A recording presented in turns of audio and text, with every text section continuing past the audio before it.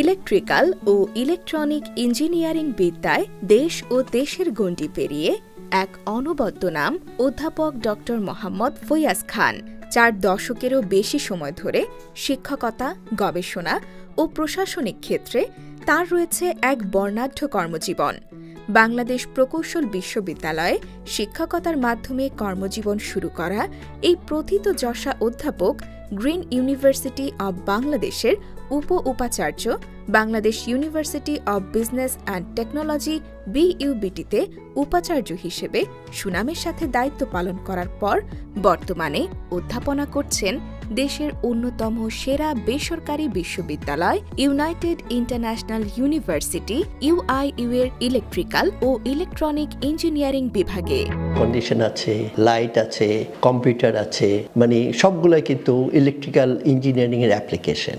আপনি যদি চিন্তা করেন আপনার হাতের ঘড়ি, আমার ঘড়ি, সব ইলেকট্রিক্যাল ইঞ্জিনিয়ারিং অ্যাপ্লিকেশন, এর ব্যাটারি অপারেটেড আছে। আমার পকেটে মোবাইল ফোন আছে, যেখানে কম্পিউটার এবং ইলেকট্রিক্যালের সমন্বয়ে এই ডিভাইসটা তৈরি করা হয়েছে। অতএব এখানে ইলেকট্রিক্যাল ইঞ্জিনিয়ারিং এখন আপনার যেখানেই যান না কেন আপনার ইলেকট্রিক্যাল ইঞ্জিনিয়ারিং অ্যাপ্লিকেশন পাবেন। আপনি ইন্ডাস্ট্রিতে যান, হাজার হাজার ইলেকট্রিক্যাল মোটর, হাজার হাজার অটোমেশনের কন্ট্রোল সিস্টেম এবং লাইটিং বলেন, তারপরে অন্যান্য ডিভাইস বলেন, সবগুলোতে কিন্তু অ্যাপ্লিকেশন অফ ইলেকট্রিক্যাল ইঞ্জিনিয়ারিং আছে। এবং আমাদের জীবন চলার, যেমন আমার শরীরে নাই অবশ্য, অনেক মানুষের শরীরে পেসমেকার আছে, which is electrically operated device.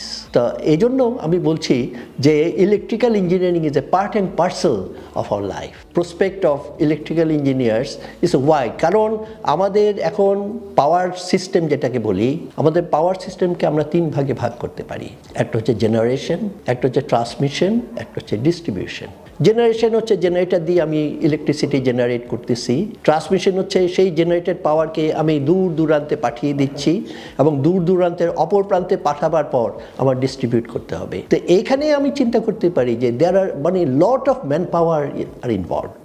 আর এখন বর্তমানে যে ট্রেন্ডটা হচ্ছে, আপনারা আর্টিফিশিয়াল ইন্টেলিজেন্সের নাম শুনেছেন, মেশিন লার্নিং এর কথা শুনেছেন। এই আর্টিফিশিয়াল ইন্টেলিজেন্স কি না করতেছে, আপনার গাড়ি চলতেছে, আপনার সামনে হঠাৎ করে একটা স্কুটি চলে আসলো, আপনার ড্রাইভারের দরকার নাই, অটোমেটিক গাড়িটাই কিন্তু সেন্স করে ব্রেক অ্যাপ্লাই করবে। এগুলা কিন্তু this are all examples of electrical and computer engineering. তারপরে আপনি গাড়ি চালাচ্ছেন, লম্বা ড্রাইভে যাচ্ছেন, দেখলেন যে ড্রাইভার একটু ঝিমুনি আসতেছে, লম্বা ড্রাইভে যেটা হয় আর কি। সাথে সাথে একটা সেন্সার আছে গাড়িতে, সেন্সার বলে দিবে যে you are feeling sleepy, stop, try to take some coffee and then drive again. এটা শেষ নাই যে কোথা থেকে আমরা কোথায় যাচ্ছি এবং আমাদের ফিউচার আগামী 5-10 বছরে যে কোন দিকে টার্ন নিবে সেটা মানে চিন্তা করতেও আমার কাছে একটা বিস্ময় লাগে।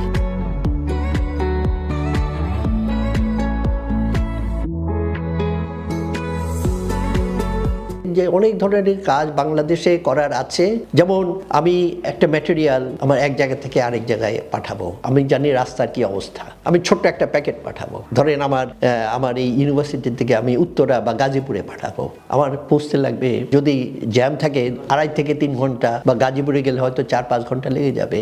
আমি কি একটা ড্রোন দিয়ে এটা পাঠাতে পারি না? আমাদের ওই ওদিকে যেতে হবে।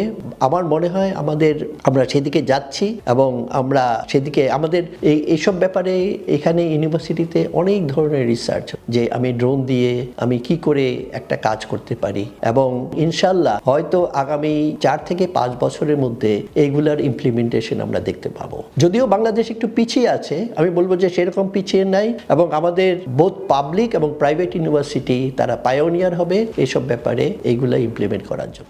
UIU কিন্তু যথেষ্ট উদ্যম নিয়ে এই ব্যাপারে কাজ করতেছে। ডিপার্টমেন্টে স্পেশালি আমাদের একটা ফাইনাল ইয়ারে প্রজেক্ট আছে যেটাকে আমরা বলি ক্যাপাসিটি প্রজেক্ট। এইগুলো প্রজেক্টে আমাদের দৈনন্দিন জীবনে যেগুলা প্রবলেম আছে এইগুলাকে আমরা সর্ট আউট করে আমরা এটা প্রজেক্ট আকারে আমাদের ছাত্রদের কাছে আমরা দিই। যেমন আমারই একটা গ্রুপকে আমি একটা প্রজেক্ট দিয়েছি, যে আমাদের গ্রীষ্মকালীন সময়ে আমাদের ভোল্টেজটা অনেক কমে যায়, যার ফলে সেচ পাম্পগুলা ঠিকমতো কাজ করতে পারে না, যার জন্য আমরা একটা প্রজেক্ট নিয়েছি। এই প্রজেক্টটায় একটা পার্টিকুলার একটা উত্তরবঙ্গের একটা হাই ভোল্টেজ লাইনকে আমরা চুজ করেছি। ওই লাইনের ভোল্টেজটাকে কি করে ইমপ্রুভ করা যায় সেটা নিয়ে আমরা এখন কাজ করতেছি। আমরা শুধু আমাদের মধ্যে সীমাবদ্ধ রাখবো না, আমরা সরকারকেও এটা অবগত করব যে এইভাবে আমরা সামাজিক এবং আর্থসামাজিক বিষয়ে আরো উন্নতি লাভ করতে পারি। আমার অভিজ্ঞতা উপাচার্য হিসাবে বলতে পারেন মিশ্র অভিজ্ঞতা।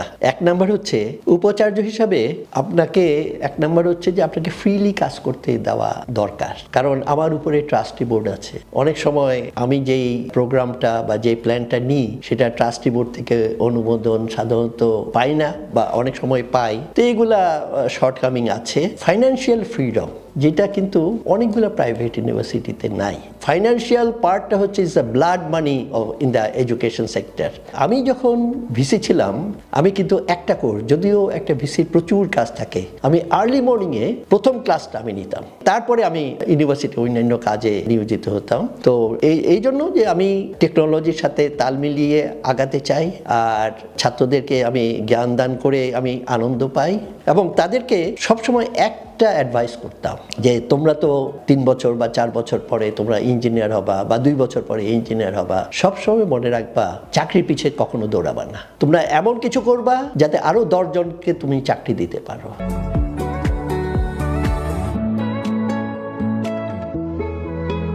গ্যাসটা হচ্ছে আমাদের লিমিটেড রিসোর্স। এখন এই গ্যাসটা যদি আমরা এখনই শেষ করে দিই তাহলে আমার ফিউচার জেনারেশন কি করবে সেটা আমাদের মাথায় রাখতে হবে। অতএব আমাদের যেই মজুদ আছে, যেই এনার্জিটুকু মজুদ আছে, সেটু অতি অল্প ব্যবহার করে বাকি অল্টারনেটিভ সোর্স অফ এনার্জি আমার চিন্তা করতে হবে। তো এখানে রিনিউয়েবল এনার্জি কিন্তু একটা সুন্দর অল্টারনেটিভ হতে পারে। রিনিউয়েবল এনার্জি সোলারে আমরা সারা বছর কিন্তু আমি এনার্জিটাকে নিতে পারি সোলার থেকে। আর আরেকটা জিনিস হতে হবে, শুধু সোলার দিলে তো আমার রাতে কি করব আমি? আচ্ছা, এজন্য আমাদের এখন ব্যাটারি টেকনোলজি, ব্যাটারি হচ্ছে আমার স্ট্যান্ড বাই পাওয়ার। যেমন আমার আইপিএস আমার বাসায় যদি থাকে বা ইউপিএস যদি থাকে, যখনই পাওয়ার চলে যায় আবার ব্যাটারি থেকে ইউপিএসটাই আমার বাসায় সাপ্লাই দিচ্ছে। সেরকম আমাদের ব্যাটারি ব্যাকআপ থাকতে হবে, ব্যাটারি এনার্জি স্টোরেজ, এটা আমার এখন অবশ্যই চিন্তা করতে হবে। আর অল্টারনেটিভ সোর্স অফ এনার্জি আর যা যা আছে সেটাকে আমার মাথায় রেখে আগাতে হবে। আমাদের এখানে গবেষণার জন্য এককালীন আমাদের ইউনাইটেড গ্রুপ প্রায় 10 কোটি টাকা দিয়েছিল। প্রত্যেক সেমিস্টারে ইউআইইউ থেকে প্রজেক্ট আহ্বান করা হয়, রিসার্চ প্রজেক্ট, এবং রিসার্চ প্রজেক্টে কন্ডিশন থাকে যে এই প্রজেক্টটা দেওয়া হলো, এখান থেকে তোমার একটা পেপার পাবলিশ করতে হবে। এবং যেসব ছাত্ররা রিসার্চে ইন্টারেস্টেড তাদেরকে আমরা সব দিক দিয়ে হেল্প করি, এবং ইভেন আমাদের যে জুনিয়র লেকচারার আছে তাদেরকেও আমরা মোটিভেট করি। যদি রিসার্চ পাবলিকেশনে কোয়ালিটি পেপারে জার্নাল পাবলিশ করে তাহলে কিন্তু তাদেরকে আমরা একটা স্পেশাল রেমুনারেশন দিই। আমরা চাই যে ছাত্ররা যাতে প্রত্যেকটা কোর্সে যা শিখলো তার উপর যাতে একটা ইনোভেটিভ আইডিয়া তারা জেনারেট করতে পারে, যেটা আমাদের দেশের জন্য খুবই দরকার। বইয়ের থেকে যেই জ্ঞানটা অর্জন করলো ওটা দিয়ে নতুন কিছু করতে পারে কিনা সেটা হচ্ছে সবচেয়ে ইম্পর্টেন্ট জিনিস। আগামী 10 বছরে আমি ইউআইইউকে দেখতে চাই as one of the top universities, not in Bangladesh but in south east Asia. South east এশিয়ার মধ্যে ইউআইইউকে আমি one of the top universities হিসাবে দেখতে চাই, এবং গ্র্যাজুয়ালি এটা ওয়ার্ল্ড ওয়াইড ছড়িয়ে পড়বে।